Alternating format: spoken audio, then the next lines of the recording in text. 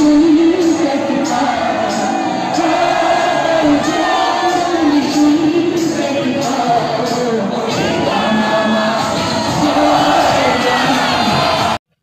কি জিদ্দার যে লায়ন মুভিটা আসছে এটার অ্যানাউন্সমেন্ট জিদ্দা করেই দিল? কেন বলছি? একটা কারণ আছে। কারণটা হচ্ছে কালকে জিদ্দার হ্যাপি বার্থডে ছিল। এবার এই বার্থডেতে জিদ্দা তার অফিসে গিয়েছিল সন্ধ্যার সময়। এবার অফিসে যাওয়ার সময় অফিসে যে কেকটা সে কেটেছে, ওই কেকটা দেখবে, কেকটার মাথাতে দেখবে লায়নের ছবি দেওয়া আছে। ঠিক আছে, লায়নের কেক।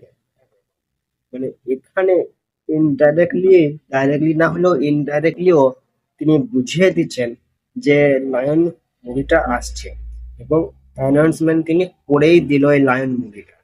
এই কেকটার মধ্যে দিয়ে কিছু একটা বুঝতে পারলাম, বুঝতে পেরেছেন?